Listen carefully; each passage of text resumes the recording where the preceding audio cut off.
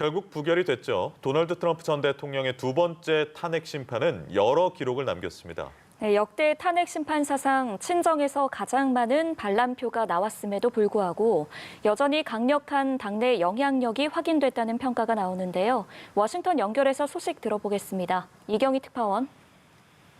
네, 첫 번째 탄핵안에 이어 도널드 트럼프 전 대통령의 두 번째 탄핵안도 부결됐는데요. 부결은 됐지만 이번 탄핵 심판은 미 정치사에서 여러 새로운 기록을 세우면서 역사적인 사건으로 남게 됐습니다.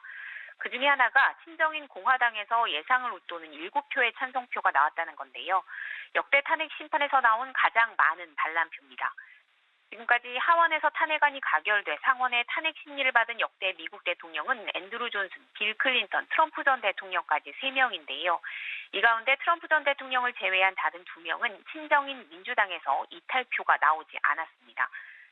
퇴임 이후에 탄핵 심판을 받은 것도 트럼프 전 대통령이 유일한데요. 하원에 소추한 발의부터 상원의 기각까지 기간이 불과 34일이고 이 사건이 상원에 머문 기간은 19일, 실제 재판 기간은 닷새로 가장 신속히 진행된 탄핵 심판으로 기록됐습니다. 그러나 탄핵안 부결로 의회 난입이라는 사상 초유의 사태에도 불구하고 공화당 내에서 트럼프 전 대통령의 정치적 영향력은 다시 한번 확인이 됐다는 평가가 나오는데요.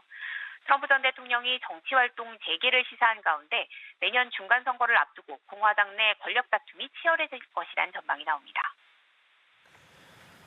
네, 이번에도 탄핵은 면했는데 대선 개입과 관련한 검찰 수사가 본격화하고 있어서 정치활동 재개의 변수가 될 전망이라고요. 네, 뉴욕타임즈는 조지아주 검찰이 트럼프 전 대통령에 대한 수사에 착수했다고 전했는데요. 앞서 트럼프 전 대통령이 브래드 레펜스퍼거 조지아주 국무장관과의 통화에서 조지아주 대선 결과를 뒤집을 수 있는 표를 찾아내라고 위협한 녹취록이 현지 언론을 통해 공개되면서 선거 개입 의혹이 불거진 바 있습니다.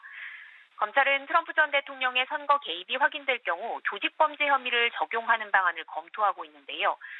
트럼프 전 대통령뿐 아니라 측근인 린지 그레이엄 상원 의원까지 레퍼스퍼거 장관에게 부재자 투표를 무효로 해달라는 압력성 전화를 걸었다는 사실을 감안하면 조직적인 범죄 행위로 볼 수 있다는 판단입니다. 또 뉴욕 검찰은 트럼프 그룹의 금융사기 혐의 관련 수사를 확대하고 있는 것으로 전해졌습니다.